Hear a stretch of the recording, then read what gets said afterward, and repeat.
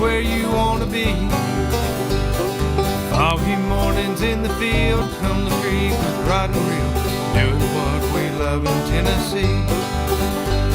Patriot Demolition presents Southern Woods and Waters with Hugh McNaughton and Brandon Dowdy.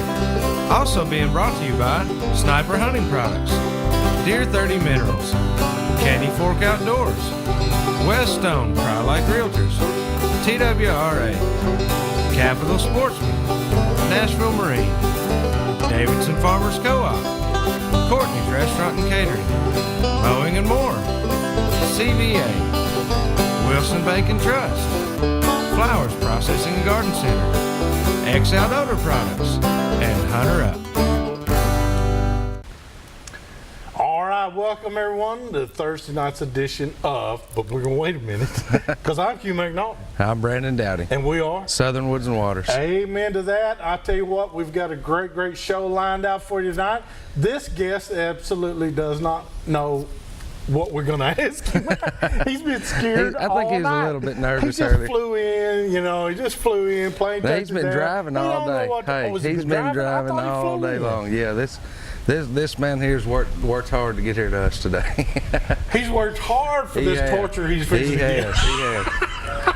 He might be asking himself what that was, if it was worth it or not. Yeah, I'll tell you what. Hey, we got a great show for you, though. This is going to help you. We should have done this, Shawn, like before season. I told Brandon. I told him. I know. Brandon gets things. Look, man, I got a schedule to keep. First year. Dyslexia. It's his first year on the show, but we'll give him a chance. We're giving him a break. Yeah. But Shawn is here. We're going to call him Dr. Shawn because I tell you what, it took a lot to do this stuff, and this is the X-Out that we've been showing you throughout the season how we're doing it. We're going to show you again, and then Dr. Shawn's going to help us out with a little bit of that. Brandon has been doing. You've been knocking them down, bro. We have. It's been a pretty good year. We had a fantastic hunt in Between the Lakes this past week. We went down with Andy Coker and Jack Reynolds and Todd Cohn, and we were able to get 3 deer between the 4 of us in a day and a half. So who did get one? It was a good hunt. Andy didn't. I wasn't going to mention who, but he did see some. Now wait a minute. Y'all had Andy as camp cook, right? He made some. Far exceed camp cooking. He did, man. We had buttered skewered shrimp in a cast iron skillet, and we had steaks one night. Right? We had blackberry cobbler. Hey, man. You're supposed to be in a primitive hunting area. It was primitive. We had some cast iron cookware with us that made it a little less primitive. We ate real good. Get your own chef to go with you? Yeah, Andy Coker. That's crazy, man.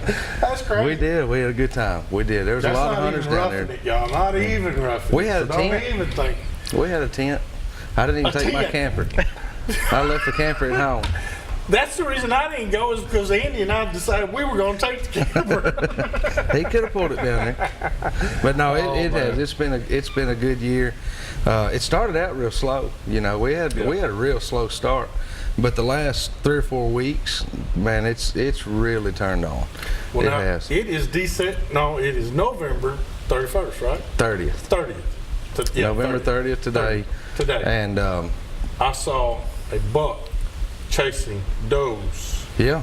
All over the woods today. Yeah, they're still running pretty hard. We've had several deer chasing. I've been getting a lot of pictures on the general that have doe comes running by, and then you'll get the tail end of a buck, and then back and forth quite a bit over just the last few days still. So it's are they still some of them, I believe, though, Brendan, are in lockdown mode? I mean, where they've found a receptive doe. Yeah. They will stay with her. They'll be with her for a couple of days usually. Couple of days. And I've seen them stay in a 10-acre woodlot for 2 or 3 days. But he's not going anywhere. So if you can catch one lockdown like that, get set up on him. It's a good way to get one right now, but you've got to get in close to him. You can't be scared to get close to him. You can't be scared. Yeah. Because really, scent plays a big role at this point in time. It does. And the reason that I bring this up is because X-Out is here to tell us. And we're going to get into it in the second 7, and I want to get into it really hot and heavy because everybody and his brothers coming out with this and that and this and that, and this one claims to do this and this one claims to do that. But I'm telling you, the X-Out works. We know it does. We're does. out there every day. We know. I've used it for over a year now, so we've used it a lot this past year and this year too. And I've said this several times on the show, but one of the biggest keys I think for me has been the UV. The UV color. And we treat our pop-up blinds with it. And man, I'm telling you, They treat a walk right in pop-up front blind of with that UV, yeah, it changes it. And I'm going to ask some other questions because we're concentrating mainly on deer right now because it is deer season. But I believe that there's other creatures that we hunt that can see those UV lights too. Definitely. Coyotes. I think turkeys had to a certain extent can't see it. Oh yeah, we've got I've got predator hunter guys using it. I use it for turkey season. Birds and UV, it's a huge component of hunting now, especially. What about duck hunters? I don't. I'm a duck junkie, so I can tell you right. I'm a bird junkie. I can tell you. In duck blinds though, and the ducks would be like nosebleed territory, and they still flare off. Yeah. And they've seen something that they didn't like. Yeah, it's a UV is a huge component for bird hunters.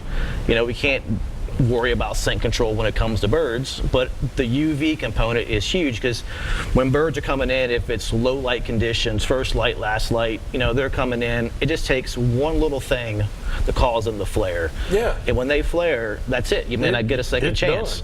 Yeah. And so when it comes to turkeys, it's the same way. They come over that crest and you're sitting there and they pick up that glow in a bush, that's all it takes. And they'll skirt around you or they'll hang up outside and that's it. They won't come in and commit. So with using that UV component, you're able to bring them in a little bit closer than maybe what you would have before. And that's the key to all hunting, is getting them in just close enough. Yeah. I'm going to tell you, Dr. Shaw, I think though that a lot of our viewers out here believe in these products, but don't know actually how to use them properly. Because say you missed a sleeve, say you're spraying and you forget to spray your arm that you were spraying with. That UV shines like a neon light.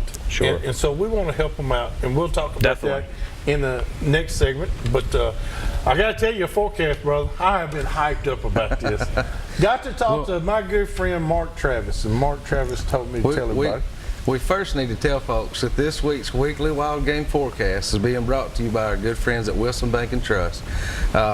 There's branches all over. You can find these guys. They're not just in Wilson County. Go find them over in Davidson County, Rutherford County. They're all over, and they are fantastic to work with. Great folks. We thank Wilson Bank for what they're doing for us here, and now we can go into our weekly wild game forecast. You got to watch these rookies. I just got so excited about it. Well, let's hear it. Mark Travis was telling me about it.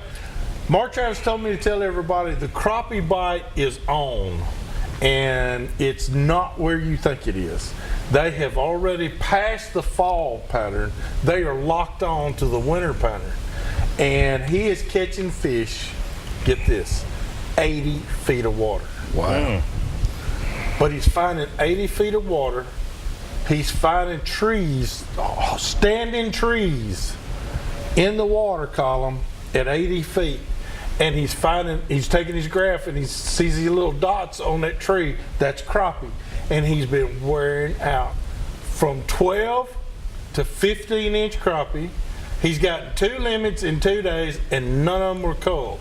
Wow. So he's not catching little ones. He's on the good fish. He's on the good ones. Yeah. So excited about that. He also told me to tell everybody the catfish are in there and the largemouth bass are in there. He caught several bass this week, and one 10-pound channel cat came off one of those treetops too. So it seems like all the fish are moved into their winter type pattern. So guys and gals, gear up for it. That's where they are.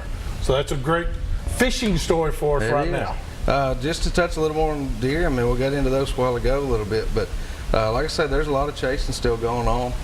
There are some big deer locked down. I've got some on the farm that disappeared. Had one that just reappeared yesterday. So that's what they're doing. They're locking down. If you've lost one for a couple of days, just hang tight in there. As soon as he gets off of that one, he's going to be looking for another one. You may not have a big window. So get in there and just stay Get up ready and stay for 'em. patient. Yeah.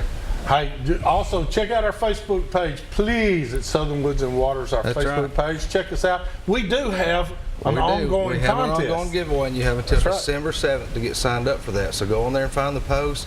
There are lots and lots of people signed up, so get on there. We got some great giveaways. We're going to take a break. We'll be right back here in just a minute with some more Southern Woods and Waters.